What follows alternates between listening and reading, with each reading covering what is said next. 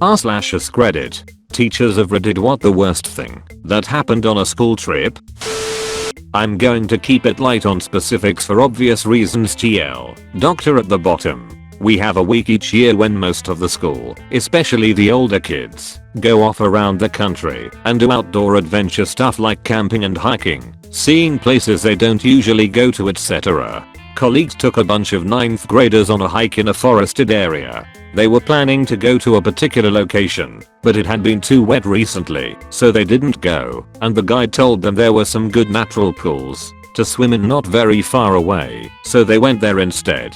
Had to hike a couple of hours to get there. The pool they went to had a little waterfall feeding into it, maybe 3 or 4 meters, so it was all pretty cool, and they stopped there for a swim and a break.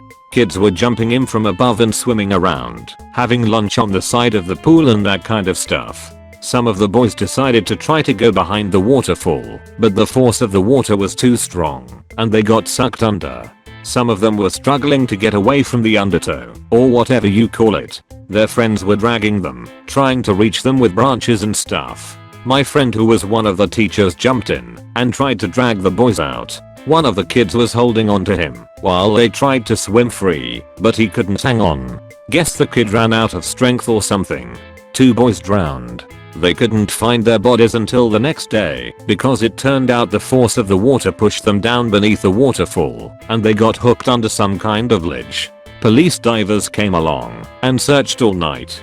Found them the next day. It obviously took a long time to get help as they were up in the hills and there were no roads to get there and so on. Of course, this was devastating for everyone, especially the staff and students on the trip. One of the boys was an only son whose family had brought him to this particular country for an education.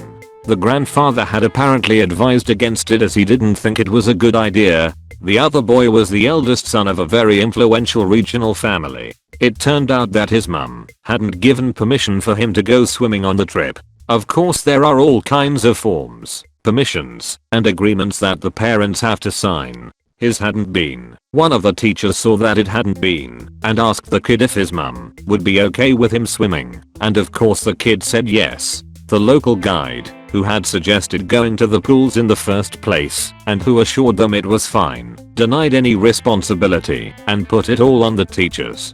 In this country, if you've got the money and connections, you write your own laws. The teachers were blacklisted by immigration and couldn't leave the country. One of them had a bit of a nervous breakdown and was signed off for the rest of the year. The others were kept off school to avoid inflaming tensions. The 9th graders and staff were all given counseling as much as possible, but factions started to emerge where some kids blamed the teachers, especially specific ones. We were having meetings where everyone was hearing lots of different stories from different people, and the school board were trying to keep a lid on it, telling us the official line, but glossing over some of the incriminating stuff. Lots of pressure to stick to the party line and basically not say anything to anyone, because local reporters were hanging around, trying to get incriminating stuff and putting one side against the other. One of the teachers sneaked out of the country in the next vacation time. We are not sure if some strings were pulled or if it was just incompetence, but it caused a bit of a scandal and made the national news. Of course, the powerful family of the dead boy went crazy and tried even harder to make life difficult for the other teachers. After a lengthy legal process which lasted over a year, in which another teacher was stopped at the airport twice before managing to escape by leaving from a different part of the country, the principal was advised to go on the basis of the buck stops here. The teachers who escaped were basically free but completely traumatized. One teacher was made the scapegoat and was fired and banned from teaching, and the school was sued for coincidentally the exact, specific, 7-figure sum that it had in its financial reserve are left at the end of the year, as the atmosphere had become so poisoned, and it was clear, if it hadn't been before, that our rights and protections would go in an instant if we crossed the wrong person. TL. Doctor, 2 kids died in a swimming accident. High-powered families got involved. Some teachers had to flee the country. Students and teachers turned against each other. Teachers and principal fired. Went on a field trip to the Rock and Roll Hall of Fame. It was the time of year they have mass field trips for schools, so there were plenty of other schools there from different districts. My school was part of the big city public school district, mostly low income population, and the kids all got free breakfast and lunch. We went in the morning, after the kids had breakfast, and most teachers brought snacks along too. The plan was to have them back at lunchtime or shortly after. In any case, they'd get fed at school before going home. So at the Rock Hall they had a good time and mixed and mingled with kids from other school districts. Around lunch, classes/schools started separating, and as we herded our bunch out, I heard some of the kids from a suburb district ask some of ours why they didn't just eat lunch there and finish looking at stuff and hanging out. Our kids were like, "Oh, we have to go back to school for lunch." The suburb kids said stuff like, "Just eat lunch here. It's only like $10. Didn't your mom give you lunch money? Mine gave me a 20" and stuff like that. Our kids got real quiet when they realized the other kids didn't have to go back to their school for free lunch. That was bad enough, but then one of the suburb teachers got all loud talking about how our kids couldn't afford to eat at the Rock Hall, and it was unkind of the suburb kids to keep asking them to stay, and blah blah blah. Sure, the suburb kids were a bit thoughtless, but they really didn't know and weren't intending to be unkind. There was a bit of a hold up leaving out as mass schools were exiting at the same time, some to leave and some to go to the Rock Hall restaurant area, so we were all bunched together for a few minutes, a bunch of confused kids and upset/sad kids. I was just a substitute teacher, but I had been with the kids for a while, knew them well, and felt so hurt and embarrassed on their behalf. One of the regular teachers went and whispered something to the suburb teacher to make her STFU, but the damage was done. I will never forget the look on our kids' faces as we passed the restaurant area and they saw all those other kids from other school districts happily eating. It broke my heart. They asked me on the bus how come they couldn't have lunch there too since the district paid for us to get in, and I said just well, the district thought it best just to have lunch at school. The other chaperone teacher and I for that bus passed out snacks which cheered them up a bit, but they were subdued the whole way back. Later when asked if they liked the Rock Hall, almost said no, and it was lame and stuff like that, but I was with them and saw how they'd enjoyed it. They really had a good time up until that point. I have plenty of other horror stories of other field trip mishaps that include piss, poop, vomit, but to me this was the worst. Sickness happens with kids and you're prepared for it, but I really was in no way prepared to deal with economic class issues up close direct like that. This was about 9-10 years ago and it still upsets me. Eater, middle school kids. This occurred while I was still student teaching. End of the year for a popular high school elective class, so there were 3 buses full of students. Plan was to go to a popular nature/hiking area.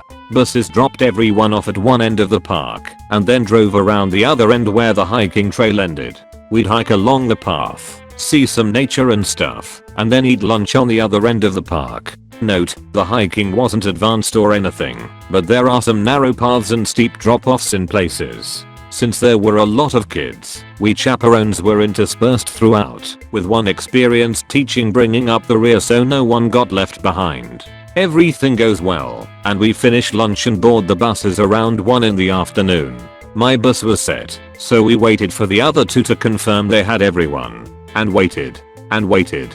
After 20 minutes or so the students were antsy, and we were confused as to what was taking the other bus. Then rumors started coming in through student texts. So and so fell down the bluff, so and so had to be carried off by another student, so and so died. Head chaperone came to the bus and just said we are driving back to the other entrance. Turns out a group of students snuck into the park the night before and hid a bunch of alcohol off the side of the trail. Then during the trip they snuck away from the teacher and proceeded to get drunk off their asses. In her drunken stupor, one girl took a tumble down the bluff and either broke or badly sprained her ankle. The rest of us then got to wait an additional hour at the park in trance for the ambulance to get there and take her to the local hospital. She was so clueless or still drunk that she was grinning and waving to everyone as I loaded her in. The rest of the trip was cancelled that day, and for all I know that field trip got cancelled for good.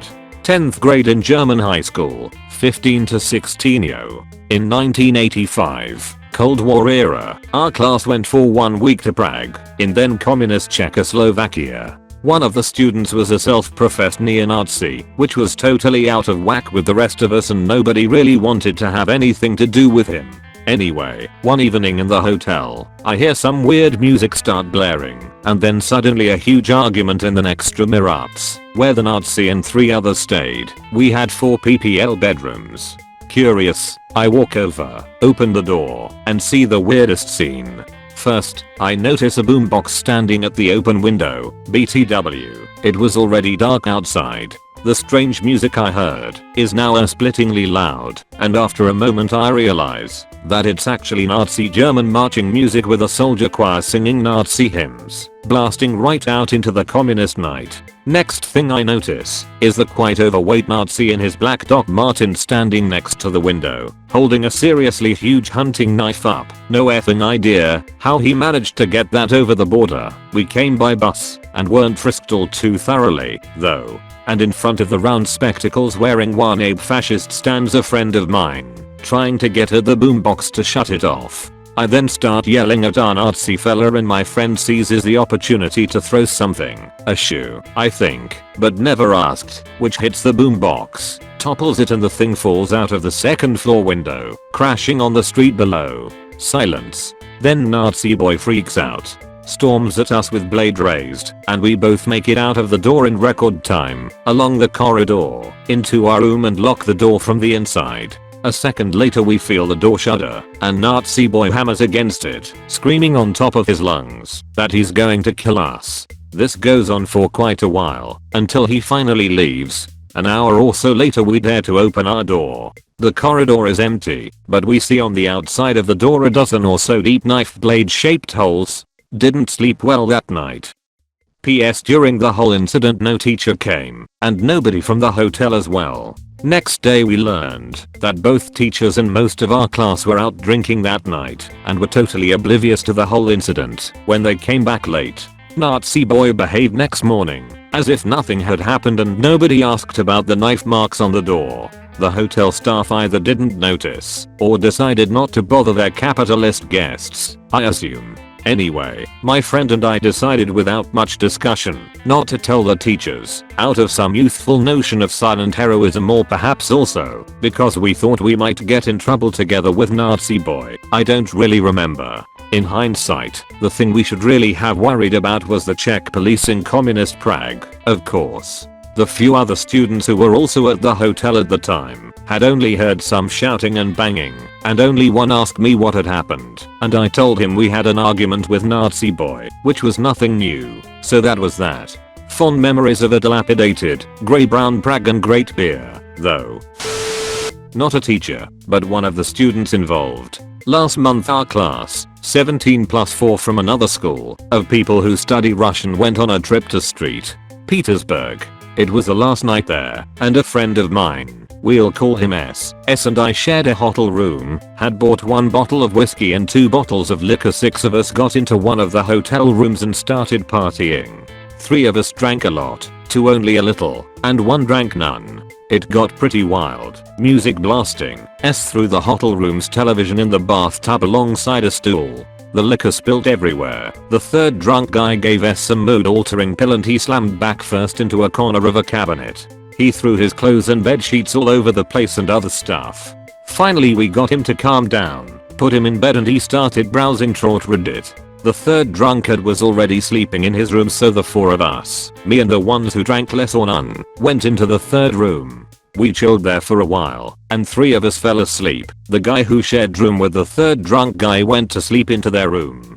I woke up, felt really thirsty, and since I didn't want to get a hangover I rushed to our room for water and there he was. After over 3 hours S was still browsing Reddit. We both got to sleep, and when we woke up we realized that we had like 30 minutes to be in the bus and the room was a total mess. After some cleanup we left the room in the following condition: TV unplugged. Someone had also unplugged the refrigerator, so we plugged it in, but it was full of water. The trash can was too full and some trash were left next to it. We left the liquor bottles, one of which was like half full, on a table and there were melatonin pills everywhere. I wonder what the cleaners thought when they saw the room.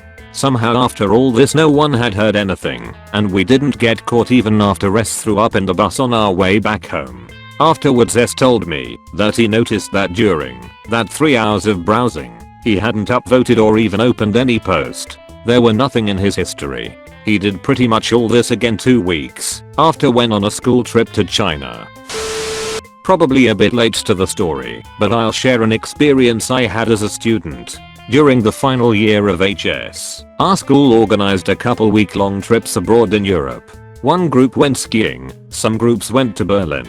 Our group, among with a couple others, went to Barcelona. Our hostel was on the outskirts of town, so we generally used the metro to travel to the center. We were divided into pairs and each pair was given one of those 10-trip metro cards you had to validate when entering the station. Basically, my friend would scan the card, hand it to me, go through the gate, and then I'd have to scan and do the same. We decided to have him keep the card, since he was the one going first anyway. This is important. One night, there was a fairly heated football game between FCB and one of the other big Spanish clubs, probably real but I'm not entirely sure. Because of this, there was increased police presence on the streets all throughout the city. We were heading back to the hostel, and after my friend and I went through the gates into the metro station, I handed the travel pass back to him as per usual.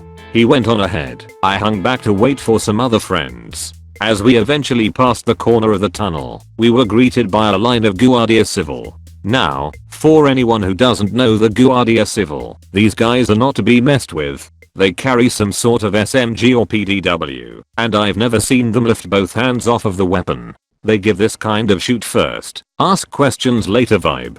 I believe they are military too, not police. So they are standing there, in a line, keeping people in check, making sure there are no riots, and checking the occasional metro pass. You can see where this is going. I get stopped. My travel buddy's already cleared the check way before me. He's totally out of sight by now. I don't speak Spanish. I'm trying to explain in English, but they won't even listen.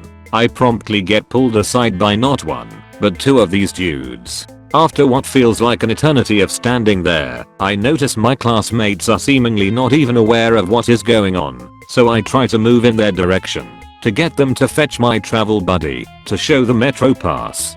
Bad idea. This dude pulls me back by the shoulder with such force that I nearly fall over, pushes me against the wall with one hand firmly pressed against my chest, the other hand wrapped tightly around his weapon's grip, towering over me, his eyes fixed, staring at me as if I just killed his daughter. My heart dropped. I couldn't make a sound. I was terrified of even breathing. Thankfully, one of my friends noticed the commotion, and it didn't take long for my teacher, who was fluent in Spanish, to arrive and explain the situation. I was released and sent on my way, rejoined the group, but it took a while before I managed to regain my composure. TL. Doctor was pressed against a wall and guarded by a pair of well-armed military police because my friend had my metro pass. I was a middle school chorus director. I took my ensemble on an overpass trip to a theme park. I had a no couples policy with room lists. Same-sex couples couldn't room together. Otherwise, kids picked their own roommates. There were 4 to a room. I had a female couple that were raging mad that they couldn't room together. They got their parents involved to try to force me to let them room together. Mom didn't know the girls were together.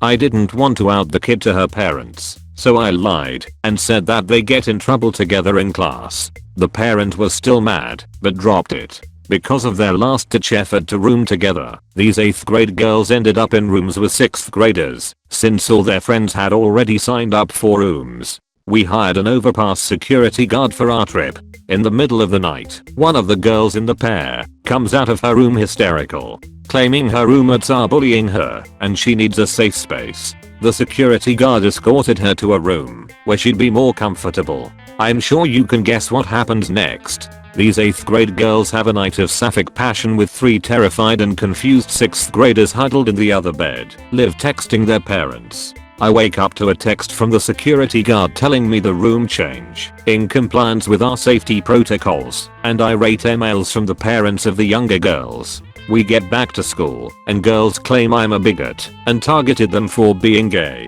The mom insists that her child isn't a lesbian, and I'm assuming negative things because she plays softball and isn't very feminine.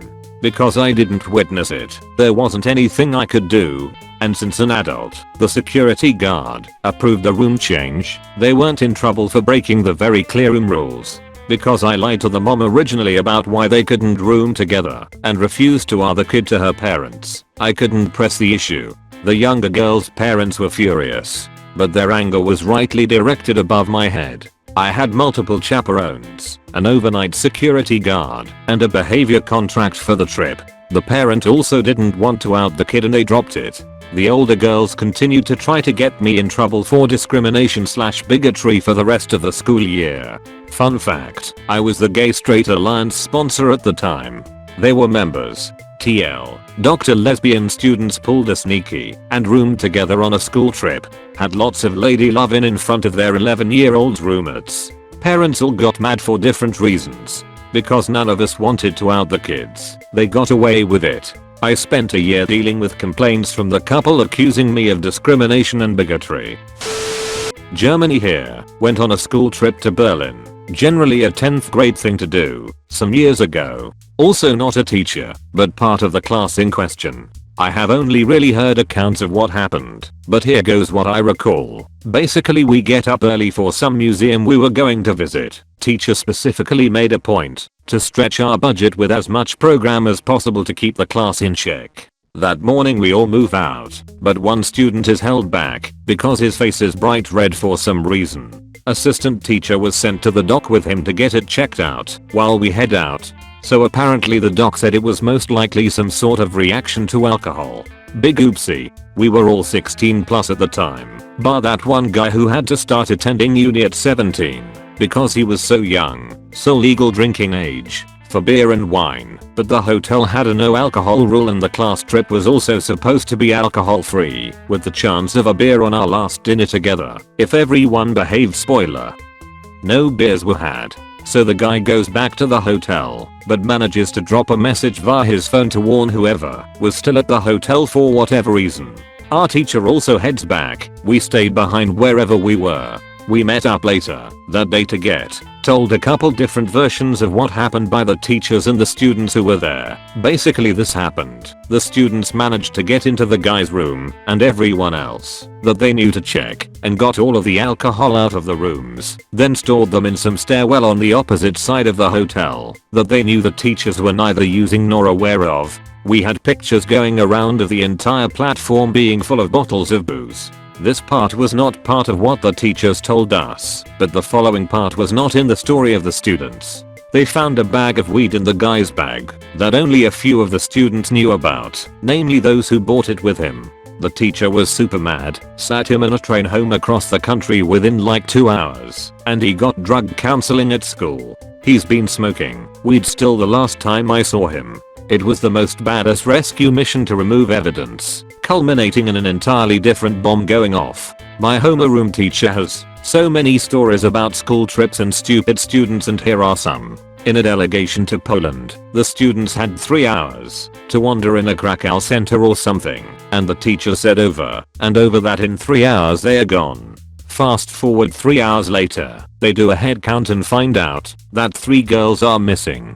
They start searching like crazy. My teacher entered random shops and just screamed their names while going through all kind of scenarios in her head. They were kidnapped, stuck in the toilet, etc. It's starting to become dark and all the teachers don't know what to do. The girls' phones weren't available, and finally, the girls come back with tons of shopping bags in their hands. They got so scolded by everyone after that. In another school's delegation to Poland, during a free time period, a kid was thinking, hey, I have a good friend in Germany, why don't I go visit him? So he went to Germany via train and the whole country started worrying about this one kid who just disappeared, and they couldn't contact him either. The first year they opened my high school, it was the second high school in the city. There were only 10 to 20 12th graders, and they were all Russian. And so in their school trip there were only like 3 teachers, a homeroom teacher, my current homeroom teacher, and 2 teachers that teach about our country and its people.